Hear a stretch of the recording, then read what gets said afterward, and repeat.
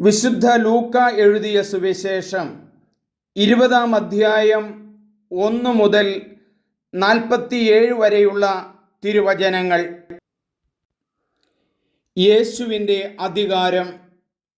ഒരു ദിവസം അവൻ ദേവാലയത്തിൽ ജനങ്ങളെ പഠിപ്പിക്കുകയും സുവിശേഷം പ്രസംഗിക്കുകയും ചെയ്തുകൊണ്ടിരിക്കുമ്പോൾ പുരോഹിത പ്രമുഖരും നിയമജ്ഞരും ജനപ്രമാണികളോടുകൂടെ അവൻ്റെ അടുത്ത് വന്ന് അവർ അവനോട് പറഞ്ഞു, എന്ത് അധികാരത്തിലാണ് നീ ഇതൊക്കെ ചെയ്യുന്നത്?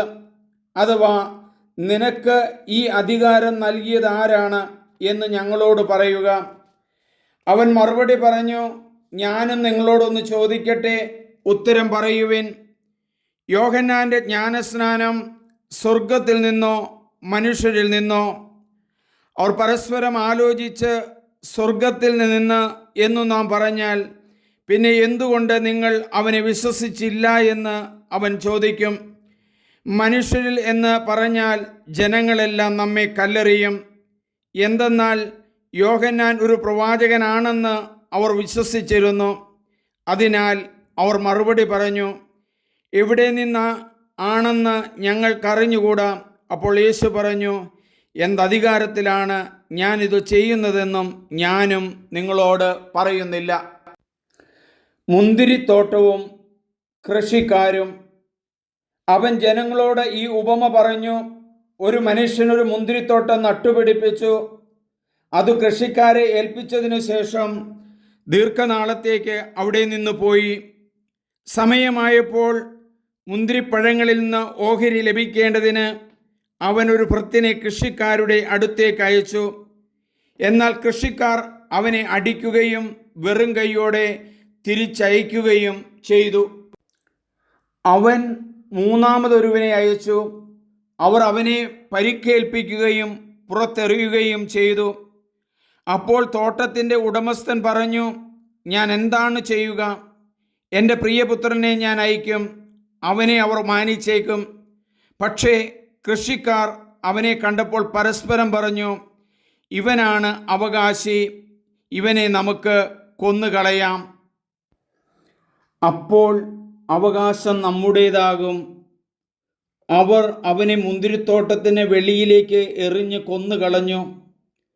ആകയാൽ മുന്തിരിത്തോട്ടത്തിൻ്റെ ഉടമസ്ഥൻ അവരോട് എന്തു ചെയ്യും? അവൻ വന്ന് ആ കൃഷിക്കാരെ നശിപ്പിക്കുകയും മുന്തിരിത്തോട്ടം മറ്റാളുകളെ ഏൽപ്പിക്കുകയും ചെയ്യും. അവർ ഇത് കേട്ടപ്പോൾ ഇത് സംഭവിക്കാതിരിക്കട്ടെ എന്ന് പറഞ്ഞു. യേശു അവരെ നോക്കിക്കൊണ്ട് പറഞ്ഞു, പണിക്കാർ ഉപേക്ഷിച്ച് കളഞ്ഞ കല്ല് മൂലക്കല്ലായി തീർന്നു എന്ന് എഴുതപ്പെട്ടിരിക്കുന്നത് എന്താണ്? ആ കല്ലിന്മേൽ നിപതിക്കുന്ന ഏതൊരുവനും തകരും. അത് ആരുടെ മേൽ പതിക്കുന്നുവോ അവനെ അത് ധൂളിയാക്കും. തങ്ങൾക്കെതിരായിട്ടാണ് ഈ ഉപമ അവൻ പറഞ്ഞതെന്ന് നിയമജ്ഞരും പ്രധാന പുരോഹിതന്മാർക്കും മനസ്സിലായി. അവനെ കയ്യേറ്റം ചെയ്യാൻ ശ്രമിച്ചു. എന്നാൽ അവർ ജനങ്ങളെ ഭയപ്പെട്ടു. സീസറിന് നികുതി കൊടുക്കണമോ? അതിനാൽ അവർ നീതിമാന്മാരെന്ന് ഭാവിക്കുന്ന ചാരന്മാരെ അയച്ച് അവനെ ദേശാധിപതിയുടെ അധികാരത്തിനും വിധിക്കും ഏൽപ്പിച്ചു കൊടുക്കത്തക്ക വിധം അവൻ്റെ വാക്കിൽ എന്തെങ്കിലും പിടിച്ചെടുക്കാൻ അവസരം കാത്തിരുന്നു. അവർ അവനോട് പറഞ്ഞു, ഗുരു, നീ ശരിയായി സംസാരിക്കുകയും പഠിപ്പിക്കുകയും ചെയ്യുന്നവനും മുഖം നോക്കാതെ ദൈവത്തിൻ്റെ വഴി സത്യമായി പഠിപ്പിക്കുന്നവനുമാണെന്ന് ഞങ്ങൾക്കറിയാം. ഞങ്ങൾ സീസറിന് നികുതി കൊടുക്കുന്നത് നിയമാനുസൃതമോ അല്ലയോ? അവൻ അവരുടെ കൗശലം മനസ്സിലാക്കി അവരോട് പറഞ്ഞു, നിങ്ങൾ 1 ദനാറ എനിക്ക് തരിക. ആരുടെ രൂപവും ലിഖിതവുമാണ് ഇതിലുള്ളത്? സീസറിൻ്റേത് എന്ന് അവർ പറഞ്ഞു. അവൻ അവരോട് പറഞ്ഞു, എങ്കിൽ സീസറിനുള്ളത് സീസറിനും ദൈവത്തിനുള്ളത് ദൈവത്തിനും കൊടുക്കുവിൻ. ജനങ്ങളുടെ സന്നിധിയിൽ വെച്ച് അവനെ വാക്കിൽ കൊടുക്കാൻ അവർക്ക് സാധിച്ചില്ല. അവൻ്റെ മറുപടിയിൽ ആശ്ചര്യപ്പെട്ട് അവർ മൗനം അവലംബിച്ചു. പുനരുത്ഥാനത്തെക്കുറിച്ച് വിവാദം.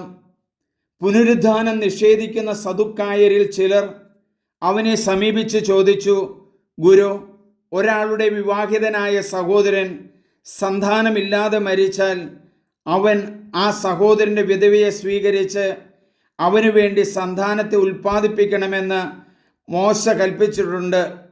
ഒരിടത്ത് 7 സഹോദരന്മാർ ഉണ്ടായിരുന്നു. ഒന്നാമൻ ഒരുവളെ വിവാഹം ചെയ്തു. അവൻ സന്താനമില്ലാതെ മരിച്ചു. അനന്തരം രണ്ടാമനും പിന്നെ മൂന്നാമനും അവളെ ഭാര്യയായി സ്വീകരിച്ചു. അങ്ങനെ 7 പേരും സന്താനമില്ലാതെ മരിച്ചു. അവസാനം ആ സ്ത്രീയും മരിച്ചു. പുനരുത്ഥാനത്തിൽ അവൾ അവരിൽ ആരുടെ ഭാര്യയായിരിക്കും? അവൾ 7 പേരുടെയും ഭാര്യയായിരുന്നല്ലോ. യേശു അവരോട് പറഞ്ഞു, ഈ യുഗത്തിൻ്റെ സന്താനങ്ങൾ വിവാഹം ചെയ്യുകയും ചെയ്തു കൊടുക്കുകയും ചെയ്യുന്നു.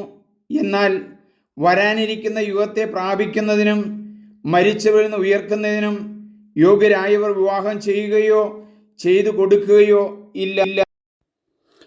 പുനരുത്ഥാനത്തിൻ്റെ മക്കളെന്ന നിലയിൽ അവർ ദൈവദൂതന്മാർക്ക് തുല്യരും ദൈവമക്കളുമാണ്. ആകയാൽ അവർക്ക് ഇനി മരിക്കാൻ സാധിക്കുകയില്ല. മോശ പോലും മുൾപടർപ്പിങ്കിൽ വെച്ച് കർത്താവിനെ അബ്രാഹത്തിൻ്റെ ദൈവമെന്നും ഇസ്സാക്കിൻ്റെ ദൈവമെന്നും യാക്കോബിൻ്റെ ദൈവമെന്നും വിളിച്ചുകൊണ്ട് മരിച്ചവർ ഉയർക്കുമെന്ന് കാണിച്ചു തന്നിട്ടുണ്ട്. അവിടുന്ന് മരിച്ചവരുടെയല്ല, ജീവിക്കുന്നവരുടെ ദൈവമാണ്. അവിടത്തേക്ക് എല്ലാവരും ജീവിക്കുമെന്നവർ തന്നെ. നിയമജ്ഞരിൽ ചിലർ, ഗുരു, നീ ശരിയായി സംസാരിക്കുന്നു എന്ന് പറഞ്ഞു. അവനോട് എന്തെങ്കിലും ചോദിക്കാൻ പിന്നീട് അവർ മുതിർന്നില്ല. ക്രിസ്തു ദാവീദിൻ്റെ പുത്രൻ. അപ്പോൾ അവൻ അവരോട് ചോദിച്ചു, ക്രിസ്തു ദാവീദിൻ്റെ പുത്രനാണ് എന്ന് പറയാൻ എങ്ങനെ കഴിയും? ദാവീദ് തന്നെയും സങ്കീർത്തന പുസ്തകത്തിൽ പറയുന്നു, കർത്താവ് എൻ്റെ കർത്താവിനോട് അരുളി ചെയ്തു, ഞാൻ നിൻ്റെ ശത്രുക്കളെ നിനക്ക് പാദപീഠമാക്കുവോളം നീ എൻ്റെ വലതുഭാഗത്തിരിക്കുക. ദാവീദ് അവനെ കർത്താവെന്ന് വിളിക്കുന്നു. പിന്നെ എങ്ങനെയാണ് അവൻ ദാവീദിൻ്റെ പുത്രനാകുന്നത്? നിയമജ്ഞരുടെ കപട ജീവിതം. സകല മനുഷ്യരും കേൾക്കെ അവൻ ശിഷ്യന്മാരോട് പറഞ്ഞു, നിയമജ്ഞരെ സൂക്ഷിച്ചുകൊള്ളുവിൻ.